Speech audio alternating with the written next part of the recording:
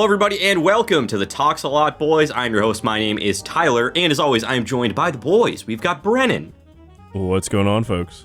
And we've got Kyle. Hello. So today we're reviewing an album from a band that I didn't really know much about until Kyle was just beating his dick so hard to this band/album that we were like, we have to check it out and see if the hype is legit. And boy was it. Today we're talking about Take Me Back to Eden by Sleep Token. One of the best albums I've heard this year, probably, at least on a technical level. I was very mad impressed by this album that I knew nothing about going into it. The man does kind of sound like he's chugging marbles, dipped in peanut butter, but I think that makes his voice sound unique in a good way and not a bad way. But I could see how that comparison gets made a lot. Anyway, I really want to know what you guys thought about this album. Kyle, I'm going to save you for last because I already know what you think about this album. But Brennan, I would like to hear your thoughts before we jump into the ranking. Well, I think it's actually a pretty good record. Probably one of my more enjoyable experiences of the year so far. Back in the day, I used to bitch a lot that this band really didn't have a lot of hits, and even in that, they're kind of a one-trick pony. Like, you'd have, like some soothing vocals, some, piano keys, and then like a breakdown. Like, that was pretty much like their entire jam for a while.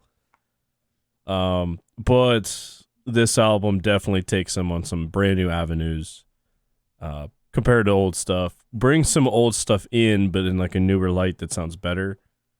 I think that if this band were to keep, maturing as this album suggests, then I think the future for Sleep Token is very bright, because I think this is a pretty damn good record. Fuck yeah, man. Kyle, you've waited eons to gush about this band on the channel, so the floor is yours. Yes. But keep it concise. As Tyler mentioned, my dick is raw because I was stroking it so hard to this band.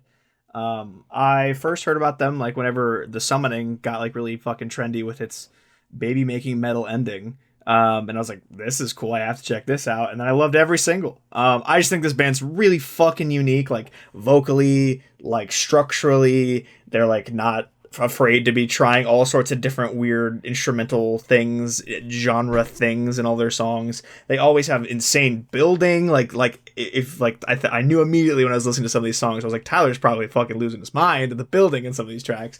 Yeah, I just fucking love them. I think the only thing I really could like say is like a downside of this album in general is there's like a handful of tracks that the pacing I think is a little hard to get behind, especially if you're like a casual listener that's just like kind of picking them up randomly. But I still like a lot of the stuff they did. But yeah, I'm really pumped to finally talk about this album, man. It's so cool. Fuck yeah, man. You know me too well. I have building written in my notes about 1,000 times. Absolutely. So we're gonna do what we always do here on the show. We're gonna break down this dang old album and rank every single track from worst to first. I'm going to list off what we have in the order it appears, and then we're going to dive right into it. So, track 1 is Chokehold. Track 2 is The Summoning. Track 3 is Granite. Track 4 is Aqua Regia. Sure. Aqua Regia. Sure. Aqua Regirock. Next up is Vor, my favorite name for a song by far. Next up is Ascensionism, followed by Are You Really Okay, followed by The Apparition. Then there's the one that's a bunch of letters, which stands for the part of the song. Do You Wish That You Love Me? Yes. But I'm just going to call it letters because I find that funny. Letter shapes, formations. Then we have Rain, Take Me Back to Eden, and Euclid. So, the age-old question: what is trash on this album? What belongs at the bottom? Nothing is trash on this album, but I have a couple that I don't like. Kyle, what is your suggestion? I also don't think anything's trash on this album. I think there are a lot of tracks that do like insane amounts of things and some that keep it pretty simple. And I think one of the biggest offenders of the simplistic knock would be Are You Really Okay?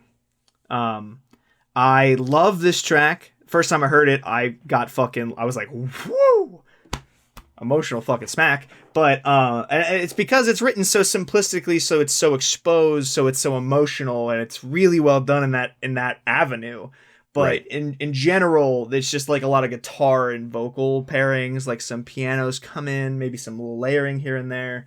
And in general, also has a great building, like across the whole track. But I don't know, there's just not as much to like really break down with this track, other than that emotional like simplicity.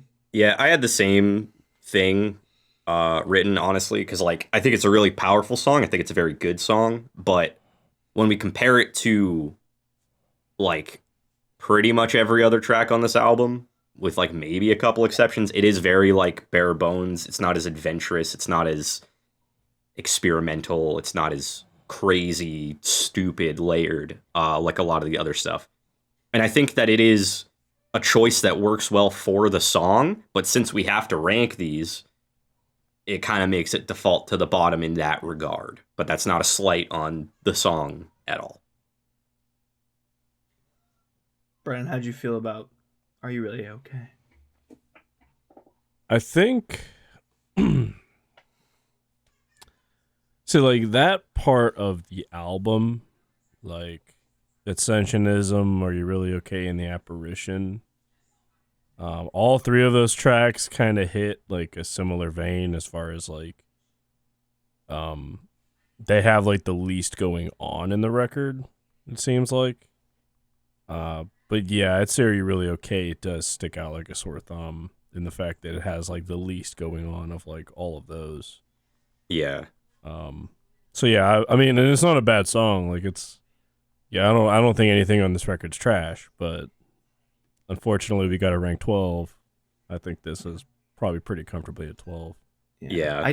I do want to say, just like real quick, something that I think is really cool about this track is there's a lot of like repetition and a lot of lyrics of this track, and I think the source material, if you will, the reason the song was written and like the whole idea of the song, it really is cool because like there's a lot of like Are You Really Okay being repeated, the not knowing how to come to terms with like things every time, like whenever that like big like kind of like moments in thought of the person the song is like in the perspective from, there's like these big impact moments at the end. It's like please don't hurt yourself again over and over until it like fades out into like a very vulnerable falsetto ending of it. Like there's like awesome things happening here, and I think they're like very like smartly and well written, but like when you got tracks that are just like crazy heavy, then also weird, thoughtful rock, Risk of Rain vibes, and baby making metal. It's like, well, I mean, can you compare? Can you? No, you can't. Yeah, no, I agree. I think we're going to lock this in at the bottom. There are two other songs that jump out to me as being more on the simple side. Not the ones that Brennan mentioned. However, I agree that part is kind of like a lull in the album because it's like three very like slower tracks, somber, or at least tracks that start on like a more somber note. But I do think that like Ascensionism specifically offers enough that it puts it to that next level with kind of where that song goes. The Apparition, that's probably going to be like a lower half of the album spot, but 100% agree. I also think that as much as I love the song, and I love this song, it's a very good song, the jumble of letters does not really go as many places as the entire rest of the album. It's kind of just the same like xylophone synth beat looped, and then they say, do you wish that you love me, a lot. Again, very good song, but when we're comparing them to songs that are like full-on quests, like I can't really fight for it to be very high.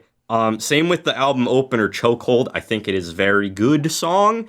Nothing bad about it. I have literally no knocks.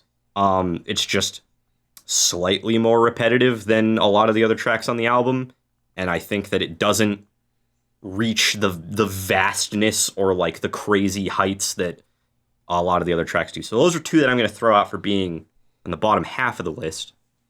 I'm fair. What do you guys think? I feel like that's fair. Like I think both of those are definitely like two of the more repetitive tracks in the same vein as Are You Really Okay? I think also like one that I would say is like kind of in this conversation that Brennan brought up is The Apparition. I definitely don't think Ascensionism though. I agree with you there. Like that track is got a lot going on to talk about. I'm down to talk about like these three in particular though, because I think they could be like the next three on the chopping block, unless there's another one. You guys are like Brennan, you're thinking maybe gets tossed in the ring. No, I mean, I was gonna say we can't really talk about "Do You Wish You Loved Me" without talking about The Apparition. I agree. Yeah. Chokehold. Yeah, I think it's kind of in the conversation. I think these three are pretty safe, like the next three. Yeah. So I could maybe throw in the album Closer, maybe like right above these or something, just because. Yeah, I guess maybe possible. But... It's something that I think is probably like a middle of the pack song. Yeah, personally. I can definitely see that being like just above these, but I definitely think these three have to be next. I'm cool with that. Is there like is there one we want to talk about specifically first? Like, is there one that jumps out to any of you as being like the weakest or best of these three? Brian talked about Apparition, like he brought that up like first, and I feel like we could start there because I'm kind of maybe leaning that way a little bit. Okay, yeah. Brandon, you wanna go off about the Apparition? See, like this track reminds me the most of like Sleep Token's old stuff, like how it has like some like instrumental kind of stuff. Followed by like kind of a breakdown, put in some guitars and then like a closer. Like that's kind of it. Doesn't really take you on any kind of journey. Doesn't really like it's just like the song to me is broken up into like 3, maybe 4 phases, and then like it's all stuff that we've either heard earlier on this album or stuff that we heard from them in the past. And to me, on an album that pretty much shows like the maturity of the record, like, really, it's something coming forward. This song just seems kind of weak. Okay. I can see that. I can definitely agree with that for sure. I definitely like, cause like whenever I first like caught these guys like at the beginning of the year, I was like, oh shit, I gotta do some research, and I went back and I listened to like their 2 previous full length albums. Which, fun fact, if you layer all of their album art together, it all like becomes one art piece. It's very interesting. I found it online. I was like, that's very cool. But I do agree with your point though, Brennan, that it definitely kind of does feel like vibey with some of their other older songs. Alkaline, I think that's the one that like is going gives me some vibes of as well. And that one's one of their more popular one from an older track. But I still think this one gives you a little bit of a journey though. I think it's cool the way that it kind of like subverts some expectations as it goes along. Like you've got like the very like kind of somber, haunting guitar and vocal intro. I like that it like has like moments where they're two things and they come together and like have like beats that they hit together and then like kind of leave and do their own thing. And then as it like kind of fades out, you're like, oh, okay, now we're gonna do the heavier thing. And then it switches like full on techno beat. And I was like, oh, this is cool. And then we're getting like this cool like techno like building funky thing as it goes on as well with like the boom, beep, beep, boom. And it has like these like high like synthy sounds going up and down. It's really cool. And I just think the big impact around like the 220-ish mark where like it all comes together with the heavy stuff and that synthy plunky funky stuff is really fucking satisfying. Like I think they create an awesome like moment there. I think my biggest problem with this track though from there on is that just kind of goes for the last half of the track. Like it doesn't really end up going anywhere else other than that. It just kind of stays in that coolness all the way through until it eventually kind of like drops back into a trappy thing in those last 30 seconds. Whereas most other tracks on this album, to me, they have like this really cool deconstruction thing or like a shift into like something that you heard near the beginning of the track come back in a new way. Like So I think that's where this song like kind of lands lower for me. But overall, that building in the first half of that track is really impressive, though, in my opinion. Yeah, because like I can agree with Brennan on like I feel like everything cool that it did we've already heard by that point in the album. Like it doesn't do anything extra, which I think is why I don't really have any notes for that song at all, other than like it was good, and I didn't like go into detail because I just nothing about it like jumped out at me like a lot of other tracks. So if we want to lock this in at 11, like I'm totally cool with that. I'm not a chat about the others though. Before Yeah. we for sure lock this in. Yeah, that's fair. I feel like of these tracks that we're talking about, Chokehold is probably the best one. Because I feel like it's a very strong album opener. It still has some slight building in it, even though it's not nearly to the degree of any of the other songs we haven't talked about yet. The only thing I don't like about it is that it got stuck in my head, and I've just like opted to not listen to it for the past 2 days because I'm like, Fair. every time I stop thinking about anything, I just hear fucking Chokehold, and I'm like, all right, it's just stuck in there now. But so like because of that, and because I just really like the Jumble Letter song, I personally would put the Jumble Letter song above Chokehold, but I think objectively Chokehold offers a little bit more sauce, so I think it deserves to be above it. But that's just my opinion. Yeah, I'm kind of leaning the way of Chokehold being the top of these three personally. I just think like when this album is such an experience top to bottom, this song does such a good job at setting the stage. It's not necessarily the best on its own, but like it just fucking like you get like this really cool like haunting like glitchy droney thing at the beginning, and Vessel is just fucking shredding some of these like sliding notes and these high notes, falsetto-y things. And the way the piano comes in, even in the heavier moments of this track, it's like cutting through like that like building and like mixing of those two parts of the song is so awesome. And I just like, there's like the choir that kind of like is in the backing of like the later half of the track as well. Like there are just so many cool fucking like powerful moments that set the stage for the rest of this album to fucking bang. Yeah, definitely. Brennan, do you have a preference between these two?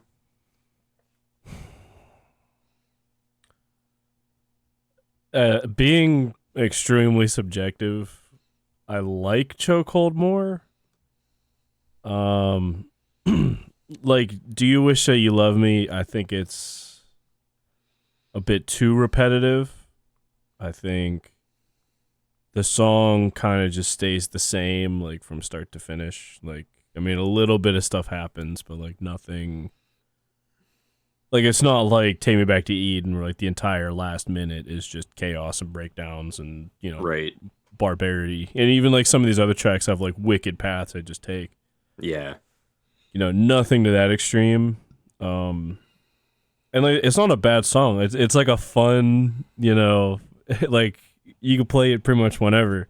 Yeah. But as far as these two, I'd probably prefer Chokehold. Okay.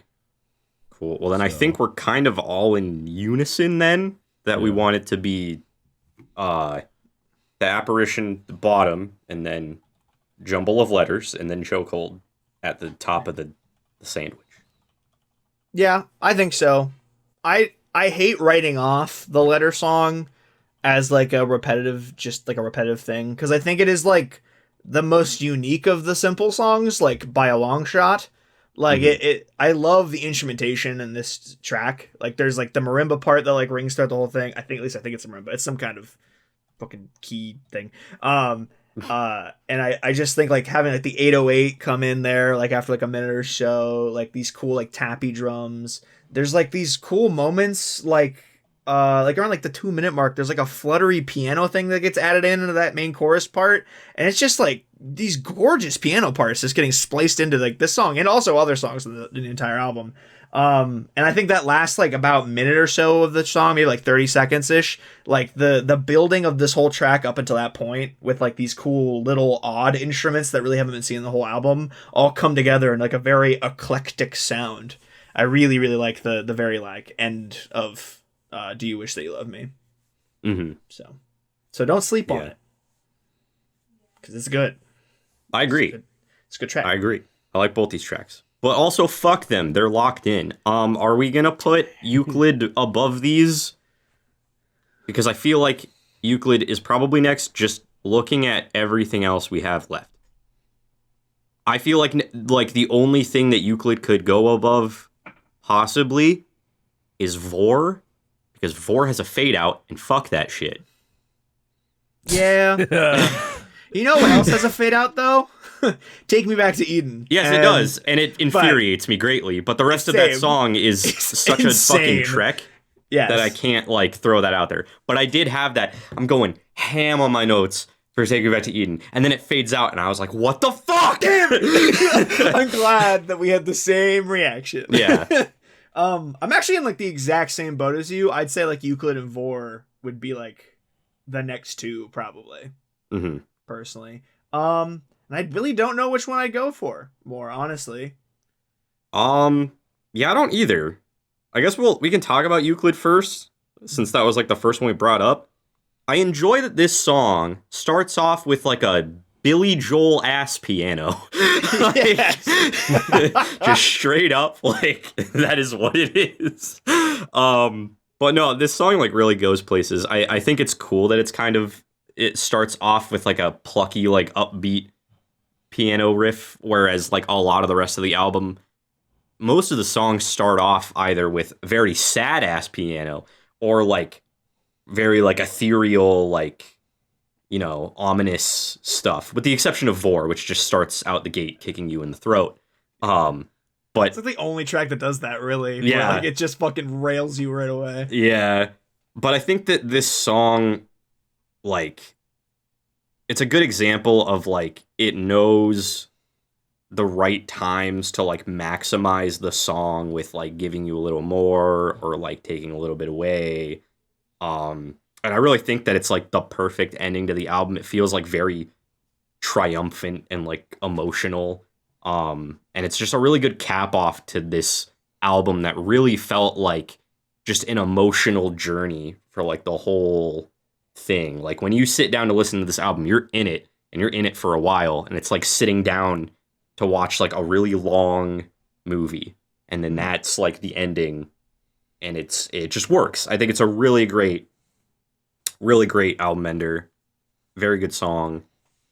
I personally would probably want to put it above Vor, because the other one is called Vor, and also Vor has a fade out, so like that's just two big negatives right there. But I don't know. What do you guys think about Euclid? Brennan, I know you love album enders. Does this one rank with the best or the worst? I think it's a solid album ender. Like, I do like the Billy Joel in the beginning. I love how he goes into a very deep and wide like harmonization for a good chunk of it. And then like, you know, then they bring in the guitars, and then it like slows back down again, and then like it picks back up again. I don't know. I mean, it's a solid album ender. I don't think it's an amazing song. Like, even though, yes, Vor does commit a cardinal sin of a fade out, I think that Vor, like between these two, I'd pick Vor. But I don't think Euclid is a bad album ender at all. It's just not, it doesn't wow me like a lot of other shit on the record. That's fair. But have you factored in that the other song is called Vor? I think. Does that make you feel any kind of way? No. There's a possibility that's why he went for it, Tyler. I don't know. Not to put you on the spot, but it's not what you think is hot. But no, I could definitely agree with you though. Like I think this does like it nails ending this album. I guess kind of in the same vein as Chokehold, which would be kind of fitting for it to be right near it in our rankings. Like it does exactly what I think it needs to do in an album like this. Like you guys have said, the piano, it gives me very like Our God is an Awesome God vibe piano. Like when I hear it, like very hopeful and like, oh, everyone together now, and I'm just like, okay. You just made me not like this. No, listen, but like the hopeful vibes of it, you know, like it's very like uplifting and happy and like ethereal, like you mentioned before. I like it. I think something that this song does really cool that I made a note of, around the 140 mark where like the heavier instrumentation comes in, it's almost like a back and forth of like the piano vocal and then bo-do-do-do and like the other like pulses and then it switches back. And like usually there's like some kind of like overlap or like just like hard shift to one or the other in this album, where here like you still got like another new idea of like how to like splice this in, showing up even on track 12, the very ending. And I think that's really cool. I just think that the big fucking culmination of everything around like the 2:45-ish mark, where like you've got like the piano going, the fucking guitars going nuts, the drums are even going ham in the background. You got like these like dueling choir of vessels going at each other all around. Like it is such an awesome fucking like soundscape that they create to just push you to the ending of this track. I love it. It's just it feels so satisfying. And it's just so beautiful, especially like the stripped down ending with the just piano and voices, like going to that last like minute ish. So I think it's really solid. It's very, very solid. I agree. But whereas Vor, but Vor though is called Vor. I mean, Vor does some cool things. Don't get me wrong. I have a lot of good notes about Vor. Like it's the only song on the album that starts off with just brutality, which is a neat change of pace. I think like the song has some like absolutely like soaring moments of just like epicness, and then it also has like the chuggy like kick your teeth in shit, and it's got like some ethereal bits. Like it really does run the full gambit. Which, so, I mean, maybe it should probably be above Euclid, but it's called Vor, and also it fades out, and like, it fades out. Like, everything that it did right, that's cool and all, but it fades out. Lazy. It does. I don't know. Brennan, I need you to sell me on this, I guess. Sell you on it? Yeah. Sell him on Vor. Sell me on Vor. The concept of Vor. Like, it's literally just a better song. Like, I mean, you literally just said it. I mean, it has pretty much everything. It's the only track that opens up with, like, brutality. You know, pretty... like, one of my massive gripes with Sleep Token, okay, they don't have any, like, real technicality in breakdowns. They just kind of do, like, long-standing strums. In a lot of their shit, they don't have anything that's like, you know, fast paced or chaotic or anything like that. But even then, like, they start off pretty strong. You know, they have parts where like, you know, epic, like engaging choruses, etherealness. Like, yes, the song ends in a fade out. You know, we regard that as a cardinal sin around here. But the rest of the song is much more of like everything going on in the album with like, you know, the breakdowns and all that jazz, while Euclid is kind of like some really cool parts and doesn't really do much wrong. So yeah, I just think Vor's the better song. I mean, that is fair.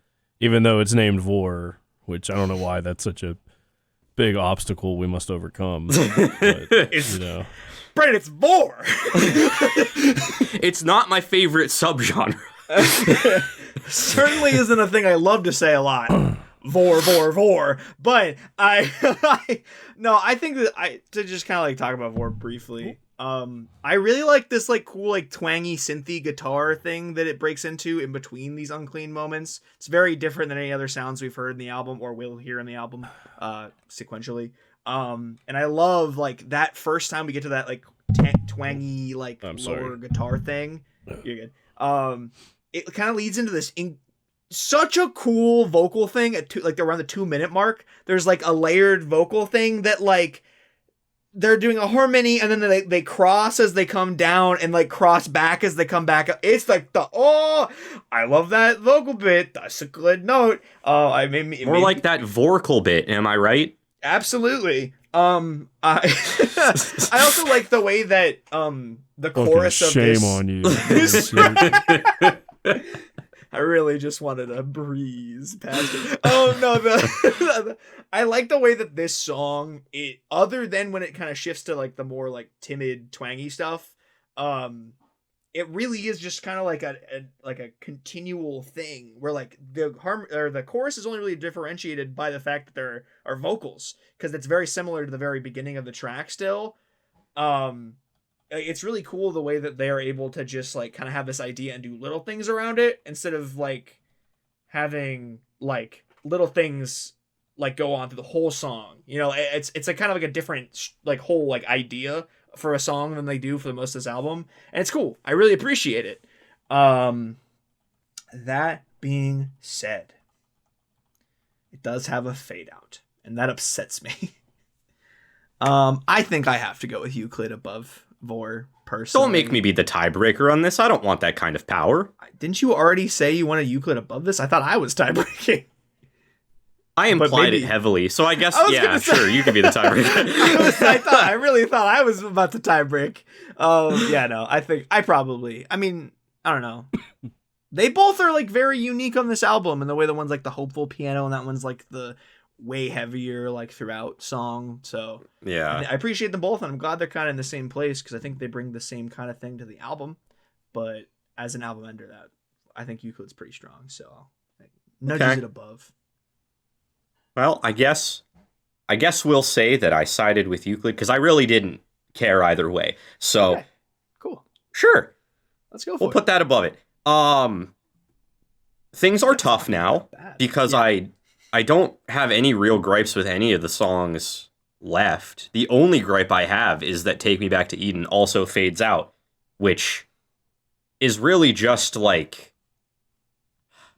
it's like having like a marathon orgy and then like at the very end everyone just leaves before you nut. It's that one really that was different. But accurate. Sure. That's really the only gripe I have with any of the remaining tracks, though. To defend Take Me Back to Eden as an orgy, I would like to just say that I think the song nuts prior to the fade out. You could argue that the entire song, like, yeah, you could argue it nuts a couple times. Yeah, no, it definitely does for sure. I like to think it's like, because it's like 8 minutes long, it's really more of like an edging experience. So like, you get like the euphoria of nutting a couple times, but you don't actually bust. you know? Yeah. I hate that this is the direction that we've taken.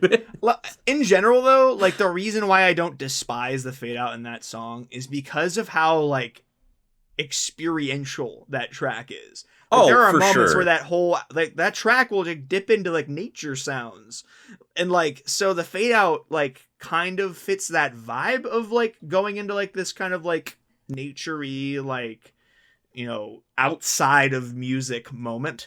So like I think it kind of works there in a way. So I don't really give it like a huge knock for that. Yeah, because it works in that context. Yeah. Not the orgy one, the nature Eden one. Yes. I did. The actual metaphor I used for this song was I thought that it wasn't a song. It was a journey. It was like an atmosphere You know, it was like it like created a world, like a pocket dimension for us to travel through, and then we did that. It was one of the most like experiential songs I've ever heard in my life. For sure. Made in part because of like how crazy the pacing is, all of the different places it goes, the fact that there's like literal like forest B-roll sounds in the background, like during like some of the breaks. Like it really feels like you're just on a quest, like through different lands, and you just like come out of it changed from what you were when you started. Like that song is a trilogy of films, and also a very long-winded orgy. I don't think it should be next. I just thought that the fade out was kind of a bummer. We can definitely say we discussed the fade out and leave that out of it when it comes up now. But what do we hate? Good. What's next? Brandon, do you have anything you don't like that's left? Hmm. Do we table? We could table. How many do we have left? Where are we at? We have 6 left. Oh, okay. So if we table, that would give us a top 3 and a bottom 3. Yeah. To discuss, I suppose. I wouldn't oppose that. The problem is, I don't know what I would table. I have a couple I'd table, and I'm just going to pray that we all table those things. That's fair, I suppose. Brennan, do you have a table? The college's table one? No one's tabled We've anything. just been discussing potentially tabling. I mean, I have 2 that I'd be pretty confident tabling. Then throw one. Throw it on that table. Let it all be bare. Slap it down. I know it commits a cardinal sin, but take me back to Eden. See, that's probably what I was going to table, too. This track is so nutty. I'm cool with this. I guess I will table the summoning purely for the fuck me bass riff at the end. Well, I'm glad my hopes of you guys would table the other things I really wanted to be tabled get tabled, because those were basically the 2 of them. Okay, cool. I'm now in a pickle. I don't know what to do now.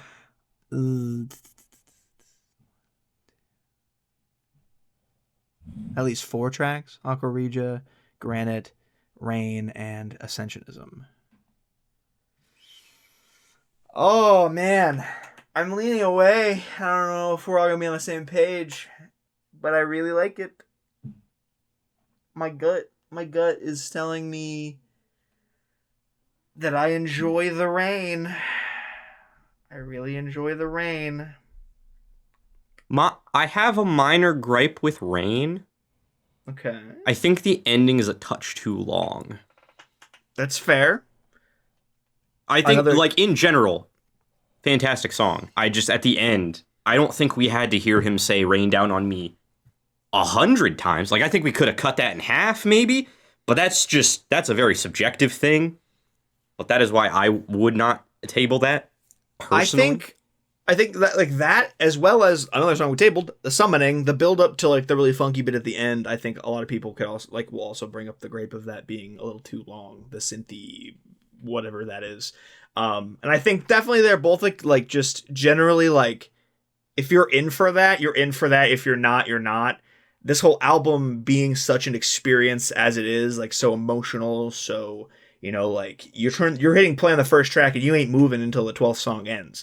I think these, like, longer, like, thought-provoking moments, I think, are kind of what they're going for. So I don't really knock a lot of the pacing stuff unless it's, like, brutal. I don't really think any of it actually is entirely brutal, actually. Some things just kind of go on, like, maybe 10 seconds long, maybe. So, and especially with Rain specifically, the way that it does, like, kind of keep going and kind of just pounding and pounding and pounding. It like, the whole track even has, like, the rain B-roll, as you called the stuff from Taking Back to Eden in it. So I think, like, the idea of, like this pounding rain, like, hitting and hitting and hitting, you know, as it's going, I think it's kind of like what they're going for, and I think that's really cool. For any cinema nerds in the comments who have already like breathed heavy and typed, it's Foley. I'm sorry, I forgot the term. It's Foley. Oh, yeah. It's not B-roll. It's footage. I didn't know that's what you were going for. I just want to clear that up in case one of the two people commenting on this video is like intelligent. Like, I just wanted to clear that up. My dog is like, I love Foley. Fuck. She was like, we reached new depths. Respect the art. Yeah. Well, I guess Rain is tabled then. I'm gonna table Rain. That will leave us with Granite, Aqua Regigigas, and Ascensionism. It sounds like he says Regia in the song, so I've leaned to saying Aqua Regia. Aqua Regis Philbin. It's Regia, but the guy's British, so what do you expect? Like, holy shit. Aqua Rega? I don't know. I mean, I don't know which way to go with these either. They're all very different songs too, and I like them all in a lot of different ways. Yeah, I don't think I have really like any gripes with any of these. I'm like checking over my notes to see. I guess maybe Aqua Rage Boner's next. I don't like, because it's good, but I feel like it is like, it's very good, but I don't think that it builds quite as well or has like payoff that's like quite as good as the other two tracks. Still stellar. I think it deserves to be like this high. But I mean, I don't know. It's tough. Yeah, I because the song still offers a lot. No, yeah, because it offers a lot in a different way. Because like instead of it being like centered around like a heavier guitar or drum centric thing, it's like centered around this piano thing going on the whole time. So like when it gets heavy or like it kind of impacts, it's like in this key centric, idea, and it's cool. I also want to say like these like last 6 songs are like picking a favorite child for me, at least. I love. Yeah. I mean, I love all. I really like legitimately love every song on this album. But like these top 6 are, I think, all like such good tracks. Like so good. Oh, I'm in total agreement, 100%. Like, I don't think there's a bad song on this record, but these 6 are very close, quality wise. Because I mean, because this song does do a lot of really cool stuff. There's even like acoustic guitar in it at a point, which I don't think there is in any of the other songs. I think maybe Are You Really Okay, but like that might just might be the only one. I don't know, because it like the song offers like a ton of variety, and I think that the way that it kind of mixes in the piano like in and out of the song, like because they start off with it as like a prominent thing and they kind of like drop it back. It like during verse 2, it's like not really there, and then they like bring it back in, and it just makes it like way more like powerful, and like you notice it more, and I think that's like a really cool touch. Damn, I don't know. I think we're just gonna have to like talk about 2 of them and compare them, and then talk about a third one, and then rank that. Well, I guess we'll stick with fucking Aqua Reaganomics since we're on that one. So I mean, Brennan, if we could just do the 2 singles that are because 2 of these were singles, so we could lean on those 2 first and then go from there. But trickling down to continue in like Aqua. So the Aquas just stay in Aqua. I'm gonna I don't know. I think I completely agree with you, Tyler. I think that it's really cool the way that like different moments, different parts of the song shine like a lot more, but like they're all still present. It's constantly like this like shifting like mechanism almost. I like that like that second verse comes in, like you get like the drums continuing the building, like the guitar's a little more forward, and the piano's just doing this like kind of like almost like water theme level from a video game sounds of like being like like it's just like in the background just kind of like doing this like cool plucky thing. It's really neat. And I just like the impact of like that first chorus with all the instruments is just so satisfying. I think this whole album, the impacts are just incredible. They know how to build to a moment and give you just fucking pure ooh. I love it. And man, I don't know this. I like the little like the instrument that gets like a solo in this track is like straight up the piano. It has a gorgeous fucking piano solo in the like near the end of the track. Yeah, it's so awesome.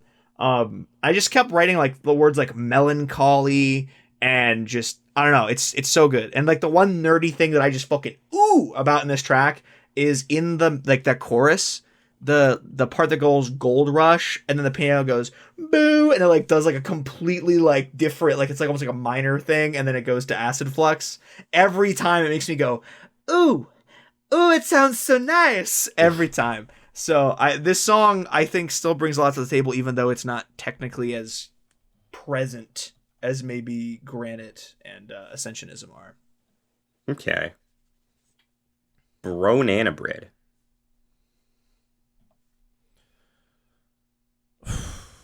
Talking about Aqua Regia and Granite, right? Mm-hmm. Yeah. Mainly Aqua Rega. Aqua Oregano. Wow.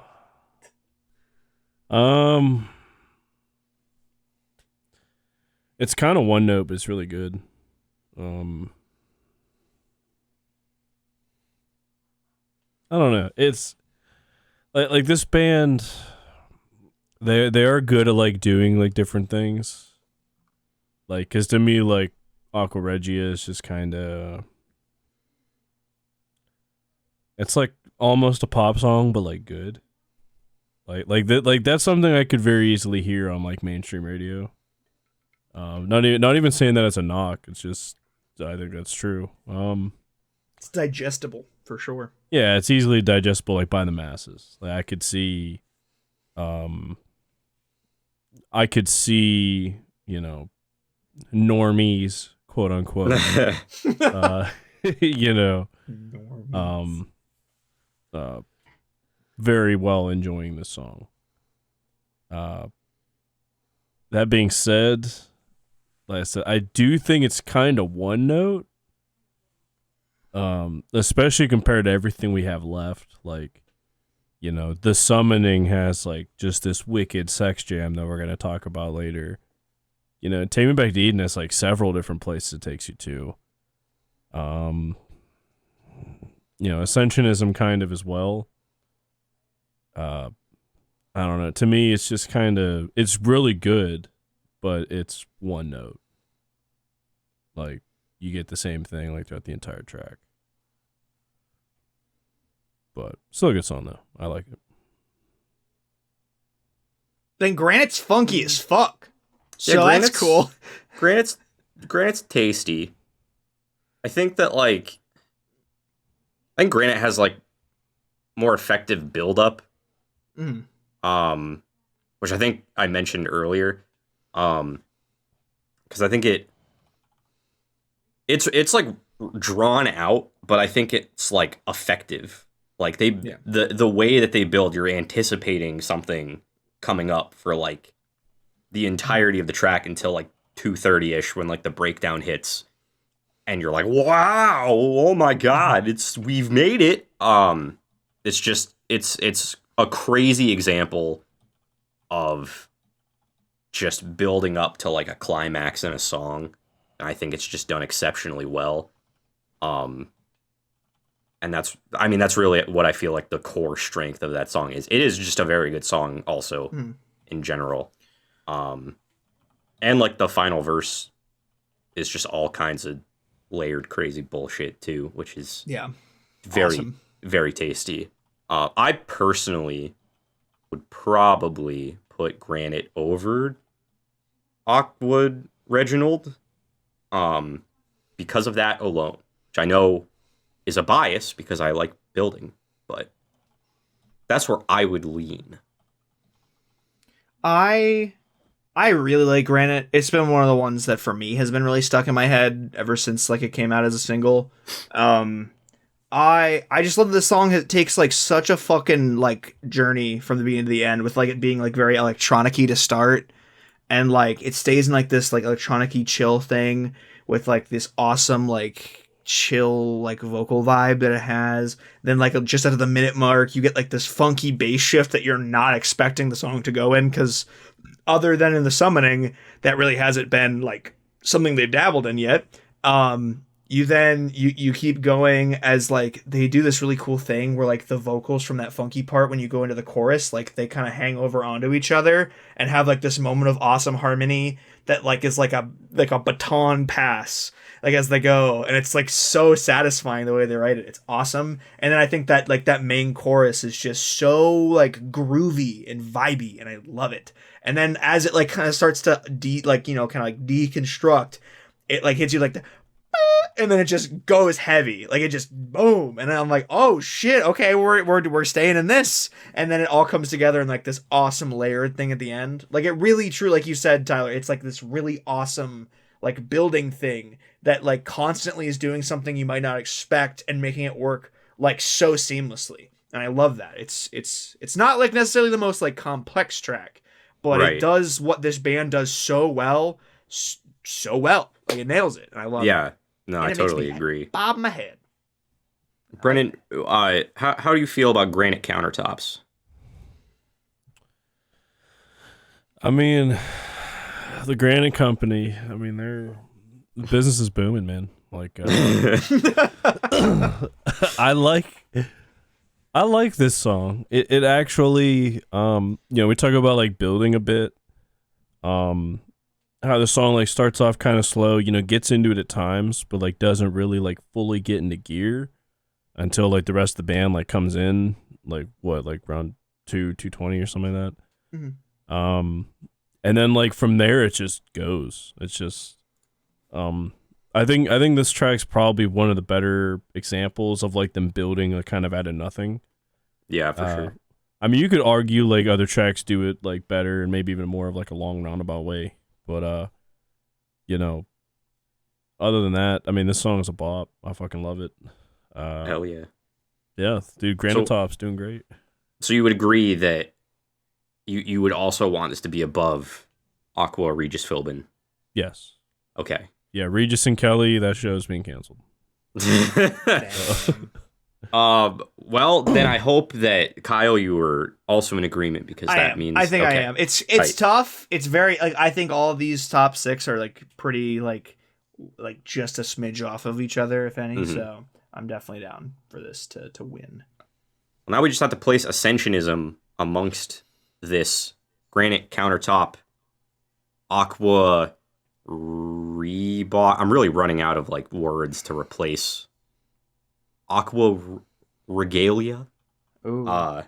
Ooh. We have to fit this in somewhere. Yes. I think Ascensionism is very good. It is like definitely in that sort of 3-song. Did you just cut yourself open? I nicked myself at some point. I'm bleeding here. All right. Well, that's silly. Neat. Well, that's Really? cool. Whatever. No, I think that Ascensionism, like Brennan kind of said before, it's in part of that like 3-song sadness sandwich. But I think that like compared to the other 2 tracks that we bumped like lower on the list, I think that this one really like runs the full gambit a lot more than those other tracks. Because when it starts off, like I like, at least in my mind, when it started the first time, I was like, this is gonna be more sad shit the whole time, and there's nothing wrong with that, but it's whatever. But not at all what ends up taking place with this song. Like, this song goes places. It really like evolves and becomes something fuller and more like enriching, as it goes on. Like fucking it shifts to like a trap beat at like 2 minutes in, which going from like somber ass like piano and like very slow like ballady shit, like that is a wild shift. Again, they do a very good job with just building the song from nothing and just constructing this like monolith of sound throughout it. There's a breakdown around like 4 minutes in. It's not even like really a breakdown. It's kind of like mixed with like instrumentals and stuff, and it's just this real epic like climax of the song. And then they hit an actual breakdown like later on, and that's nuts. And then it somehow shifts back to like the sad shit. And then they end it on like this huge, epic, powerful, instrumental bullshit with like another pseudo breakdown. Like the song really just goes everywhere and somehow makes it like a concise package. Like it makes sense how you're getting to all these different places, even in like the wild shifts where we're like going to fucking trap. Like it makes sense. Like it still fits in the song. It's all like woven together like a really weird quilt that I want to wrap my body in. I really like this song. I at least want this to be above Aqua Reganga. I think that's safe. That's a safe assumption, personally. I guess. Yeah. Doesn't really matter exactly just what I think, but I would probably agree. This track, I have so many fucking notes for this track specifically. Like, I have a lot of notes for a lot of the songs on this album, but like, wow! Like, this song really does like give you so much. Like, that first like minute and a half, 2 minutes is like its own thing, where like he just like has a moment with like a piano to like introduce the track, and then it does switch to that trappy thing. And like something I haven't talked about like at all yet about that I love about a lot of these songs is Vessel creates these moments of like flow in lyrics that are so infectious, and I love it. And probably my favorite on the entire album is actually in this track where it switches to like the trappy bit, and it does the line synapses snack back in blissful anguish. Tell me you met me in a past life. Past lives, past life, past what might be eating me from the inside, darling. And that like flow is so that goes hard as fuck. I heard it the first time and I was just like, oh. I felt it. And just in general, the emotion of this track is so just, it's swelling as the whole track goes on all the way to the ending bit, like you said, like the you make me wish I could disappear, just him basically fucking screaming it by the end. It's so awesome. The other cool like little moments I like in that trap bit, he gets to the part where he sings about digital demons, and when he gets to that part, like the vocals start like getting digitized and like fucking like all fucked up. I'm like, that's just like a cool little thing they tossed in that I think it's really creative.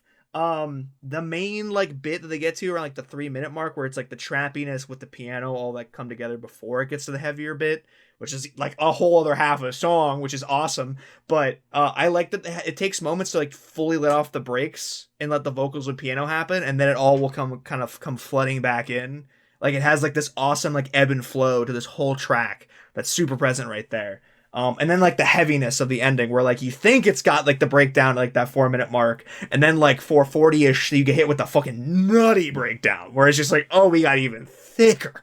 Like ooh, and then that switch back to the calm stuff before it gets to the ending is just, it's so seamless. It's so God, it's like, and that ending bit's just chilling. I was like, I got goosebumps. Like I wrote that all through my notes, like goosebumps, man. It's so cool. I mean, the more we talk about this, the more I think that this should be 4. I agree. But I mean, Brendan, you can argue, I guess, if you want it to be lower, because I know you brought this song up way earlier.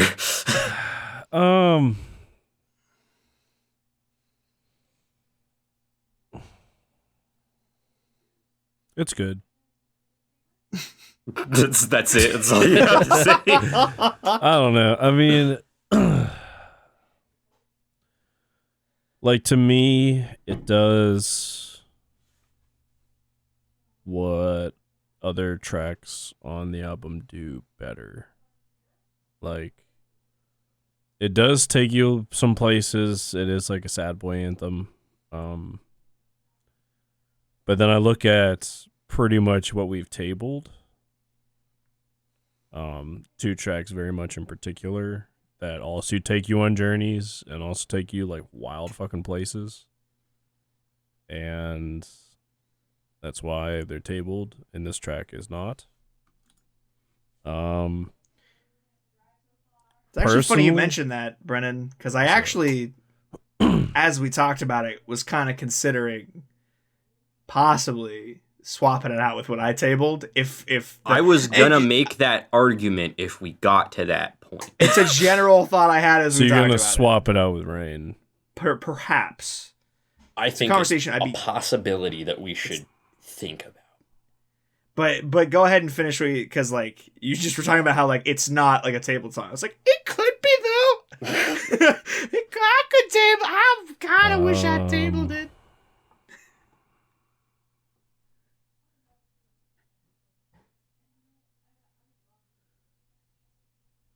I don't know. I'm not too big of a fan of it, but Do you have like specific knocks that it has that you think pull it back that might be like a reason why it doesn't beat Rain?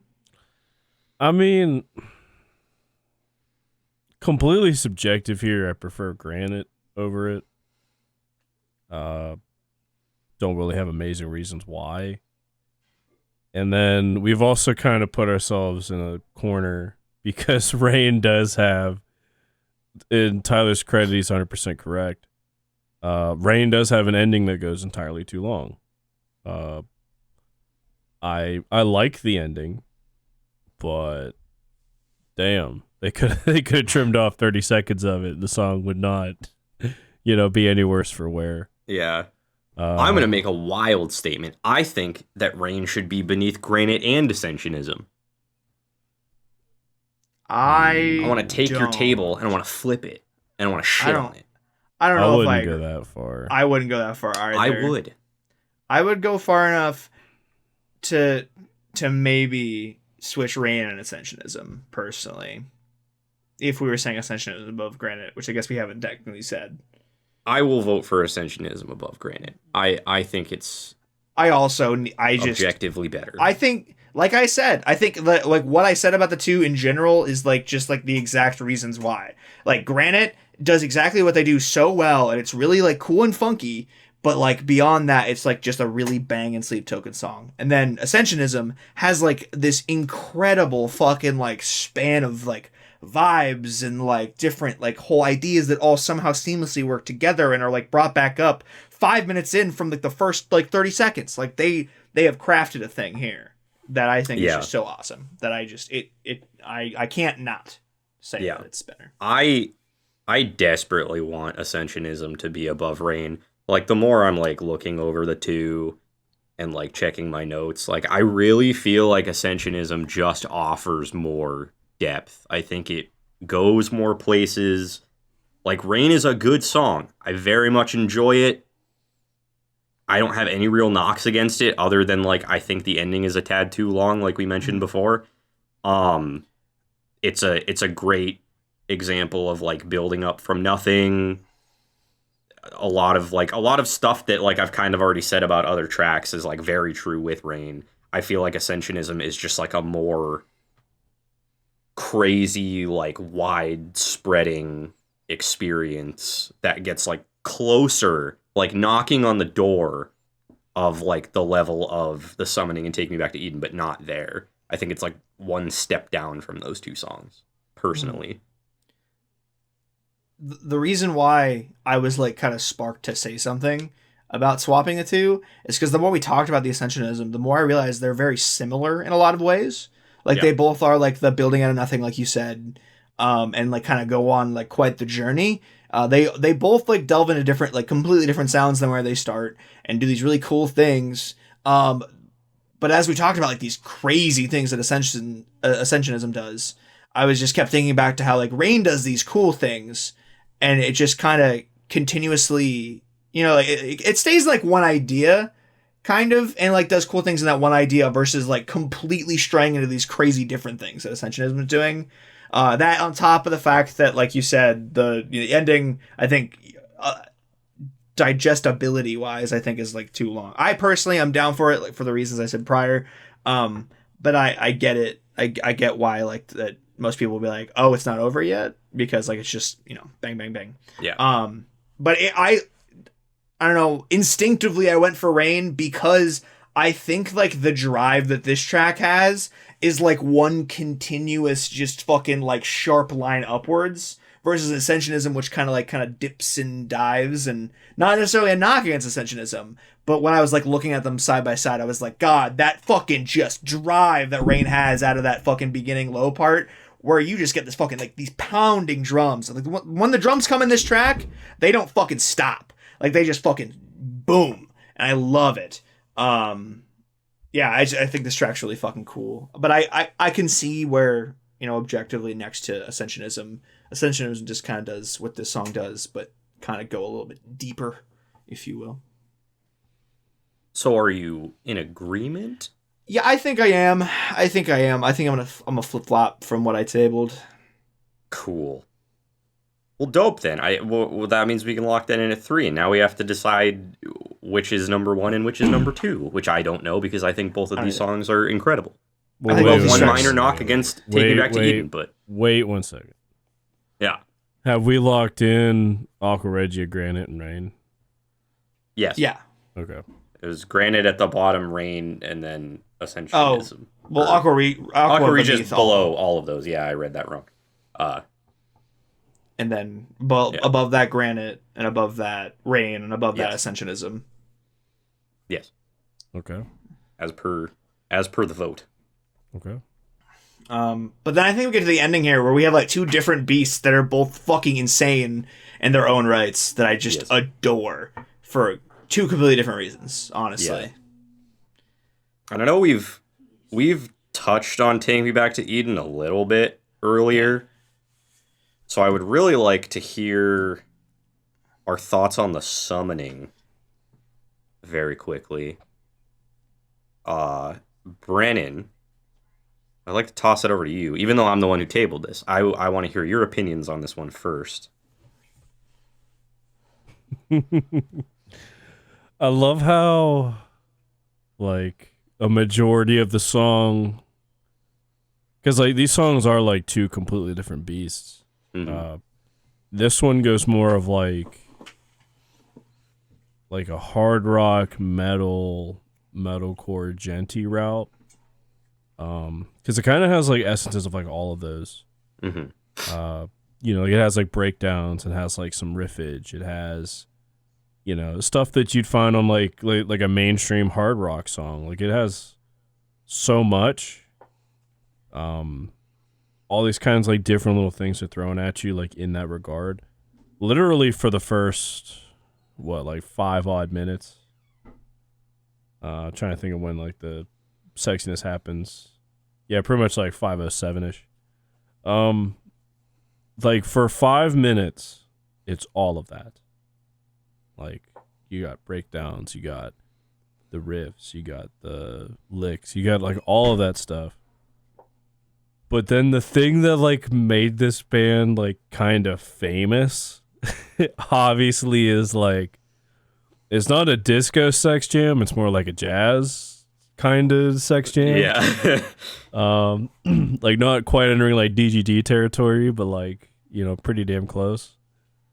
And it's such a fucking turn, such a complete contrast to what we've heard like the entire track. Becomes something new. And I mean, yeah, the song's 6.5 minutes, like that's kind of long, but like all of it fits so well. Like, you know, usually we applaud DGD for like bringing in such wicked transitions into like different songs, but like, you know, for Sleep Token to just make that leap, you know, I'm happy that it's paying off for them. I mean, this is hands down the most listened to track on the record. Mm-hmm. But man, this song is a fucking powerhouse. Like there's no other way to put it, man. 100%. Like, I mean, I think you really touched on like all of it. Like I don't really have anything else extra to add. Like I think everything you said is just accurate. Like this song is an absolute fucking beast. And like I guess it's not like a disco sex jam. It's kind of like a 70s cop duo sex jam. Yeah. They get out of the Dodge Dart and they're like going to fight crime. Like, so Starsky's and Hutch in the house. Like. Yeah, I mean this one's great, and I genuinely don't know like which of these two I prefer because they are both masterpieces. They're just different. Because, like, Take Me Back to Eden, like we said before, like, that shit's just... feels like I'm sitting down and watching, like, a trilogy of films. Like, it feels like I got, like, dropped off at the edge of, like, a forest, and then I'm, like, going on a quest to, like, go put my dick in a mountain or something. Like, I just... it goes so many places, and it really feels like an experience rather than just a song. And I know I've said that before in, like, other songs and other albums, but this, like, legitimately is, like, the ultimate example of that. They have fucking Foley in their song. It's crazy. I don't know which way I'm gonna swing on this. So if either of you have a preference on which one you think is better, I guess now would be your time to throw that out. Well, wait, Kyle, what do you think of... Oh, wait, what are you going to say? You sound like you're going to start saying. No, it's okay. I was actually going to say something about the summoning. I just think, like, that's the one that's been around the longest. And like you said, it's, like, the one that got everyone fucking, like, way on the Sleep Token train. And, like, including myself, it's the reason why I did, like, such a deep dive about this band and got so hyped about them. Mainly because I only saw the clip of the ending and I was like, what is that? So I looked it up and I heard the beginning of the song and I was like, that's not what I was looking for. And I was like, oh my god, it was. And it's cool. I don't remember the last time I really had that reaction to a band, except for like kind of like DGD-esque style of like, oh, this is not what it ends up being. It's very cool, like switch ups. I think the summoning, like the chorus of that and like some of the vocal moments in that one are like my favorite on the whole album. Like they're just so like catchy, so infectious. They're like, I think some of the best vocals, like objectively on the album as well, where like they have these giant soaring moments throughout the beginning of like the very first idea of that track, I guess you could say, like the first like 2-ish, 3-ish minutes before it then like gets kind of chuggy, like as like an exit out of the chorus. You're like, oh, so we're getting heavier, and then it does like what I refer to as the Risk of Rain guitar, where it like has a guitar solo where it gets like really like space-y. I was like, whoa, this is weird, and it's like really fucking tasty, really cool. Back to these chugs into like this like weird synthy soundscape where I'm like, where am I? And then I'm making a baby with metal music, and I love it. That ending bit is just like one of the most like one of the best things I've heard this year. Like kind of like period. Like I love that ending bit. Like it is like they took like the chunks of like metal influence and like jazzy influence and just smashed them together into this like disgusting bass fucking slappy like sexy vocal run, like awesome. And it builds on in its own sense too. Like as it repeats, it like has like these cool like added instrumentations as it goes to like create this awesome ending thing that's like its own thing that's like got parts inspired by the beginning. It's just so awesome. Like what a fucking awesome song. Like that's so I fucking love that track. And on the other side of it, you've got fucking Take Me Back to Eden, where you have got like this insane foley of like nature, and like you're just going like on a quest, like you said. Like it's such an like where I thought the Summoning had one of the coolest sounding things all year, like the best like musical little moment. This is one of the most like the coolest musical experiences like as a whole I had. It's 8 minutes of like just. You're dipping into everything that Sleep Token has. They're laying it all out and doing it all at such a high level, like weaving in and out of it so seamlessly. Like these heavy moments with these piano moments with like these kind of like groovier moments, they're all happening in such like effortless like tandem. It's so cool. I think the only thing that is keeping me like going one way or the other is the fact that I think one of these is like, if I pick this album up and I wanted to listen to a song off of it, I'm gonna click the Summoning, because if I'm just gonna fucking slap a song, it's gonna be that. It's like a little bit shorter. It's got like, I could listen to like just the first bit of it before you get to the sexy part, and I could turn it off and I'd be like, all right, cool. I listened to like one idea, you know. Whereas with Take Me Back to Eden, I think the satisfaction of that track is hearing how it all ends from where it began. So like it's like I'm not gonna pick it up as often, and that's a very subjective thing to like bring it down to. But I think these two tracks are like fucking behemoths of music that I don't know how else quite to differentiate them.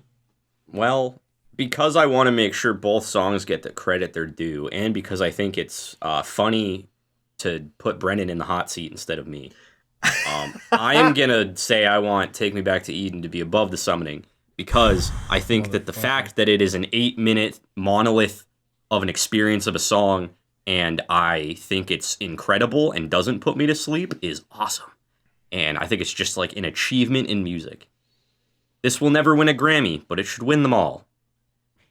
Because we've got a behemoth versus a monolith. Popular music sucks shit. Damn. I hope Taylor Swift is hit by a bus. Whoa! Whoa! I don't actually want Taylor Swift to be hit by a bus. I just want her like music career to stop being like put up on a pedestal when we have stuff like this that's actually good. I'll never understand that. I mean, mini tangent. How super bland fucking like there has to be so many people on the planet that absolutely love watered down shit. Like, oh yeah. For them to even think that like something like this, okay, an album that arguably, in my opinion, like looking at like metal music, because people are gonna like listen to one breakdown from this band and be like, oh my god, it's metal, it's deathcore, Satan. Like, this is like in the upper mid of that realm. Okay, an album like this would fucking torch like anything people put out at the Grammys. Like 100,000%. Ed Sheeran, like any of those people. Like, yeah, it's like there's a meme of like a fucking Dorito that has like so much of like the flavor powder on it, and it said like, you know, if someone from like 1300 would eat this and just instantly explode. like, that's the same shit that would happen if you gave this record to somebody that was like a diehard Taylor Swift or Ed Sheeran fan. Yeah. Like the same shit. They would be so mind blown that like this would have to be some kind of like blasphemy or something. Yeah. Like the top 40 music industry / the Grammys is the biggest fucking joke on earth to me. It makes me sad and it makes me laugh hysterically at the same time. But anyway, well, Brennan, you have to decide which of these flavor blasted Doritos is the best one of the bunch. Not even just metal. Like there's even like excellent country artists that like, I know that's a funky word, but there's like different genres out there that just get a blind eye turned to them just because, you know, it's not Luke Bryan or it's not fucking, you know, Morgan Wallen. Yeah. But that being said, this is fucking difficult. Because to me, like, they're both masterpieces. Like, I don't get the vibe of like falling asleep listening to The Summoning. Like, it has, like, it's not super technical. But the fact that like it has like so much like going on with like a breakdown, and then like it softens up, and then like an epic chorus, and then like another like semi breakdown, and then like just so many gears are like turning the machine for The Summoning, and then all of a sudden like it's like Mad Max. Like you hop into a completely different car like at the 5-minute mark and take that one instead, and then you have Take Me Back to Eden, which like.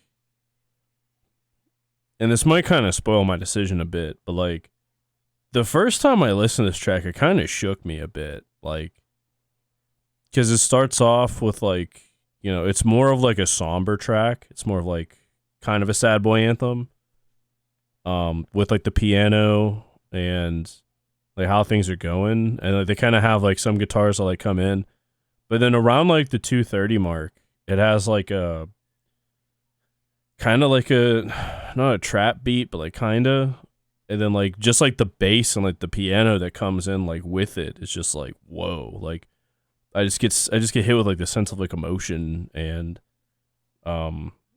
like the band's like really trying to like convey something to me. And then like just how like the vocals and everything like pick up like after that, I think is fantastic. You know, kind of riding a similar vein to Summoning, because like it does all of that. And then the last literally minute and 5 seconds is just like, fuck you, we're breaking the house, like breaking the roof off this bitch, like throw down, crowd killing, like insanity. I mean, it's both of these are fucking like modern marvels, dude. I don't know how else to put it. Yeah, for sure. But if I gotta be the tiebreaker, fuck. Do I pick the track that literally got this band on the map? Or do I pick the track that like shook me? I think you got to go with your heart. I think you should go with the other one. I think I should go with my other heart. You got a groovy, sexy heart. I think that's where you should go.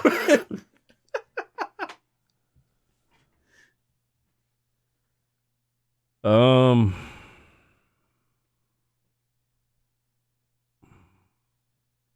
gonna go Take Me Back to Eden. I'm sorry, Kyle. No, that's fair. This Summoning, like this album honestly needs a 1A or a 1 and 1A or 1A and 1B. Yeah, for real, honestly. Because both of these, I mean, being honest, Take Me Back to Eden is a completely subjective pick. Like, objectively, I can't put one over the other. But Take Me Back to Eden just speaks to me more. So I'm going with that one. Fuck yeah. I agree. I'm completely. honestly really glad you like kind of went with the one that emotionally hit you more, because like I think I texted you guys both when I first listened to this album that like there's just a couple moments on this album that like actually like made me like fucking stop what I was doing and be like, oh my god. Yeah. Because like this band has such a way of like emulating these incredible emotions, like taking the music and like making it just fucking move you. And it's like something that not a lot of bands can do in the way that this band does it.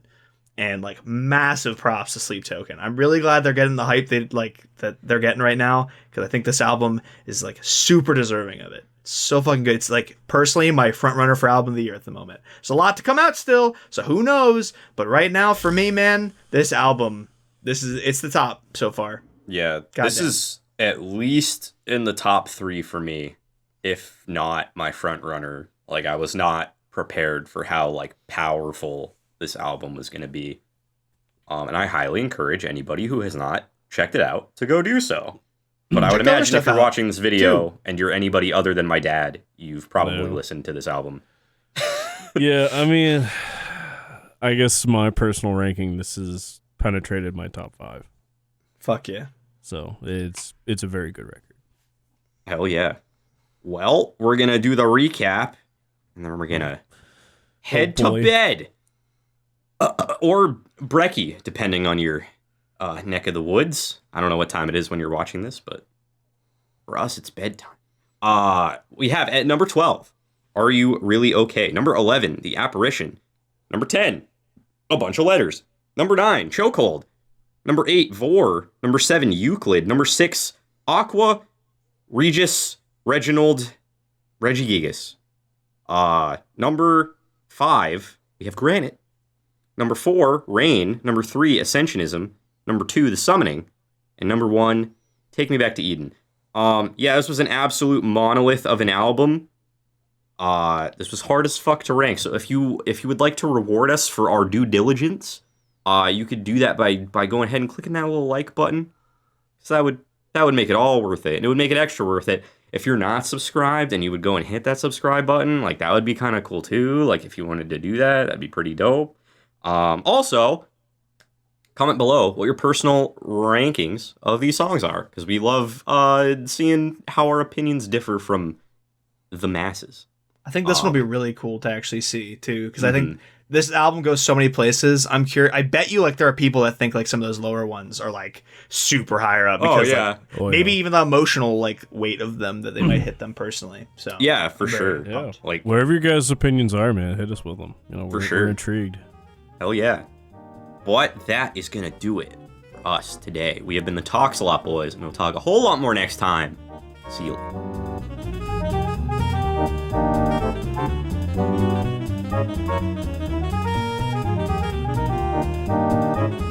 later.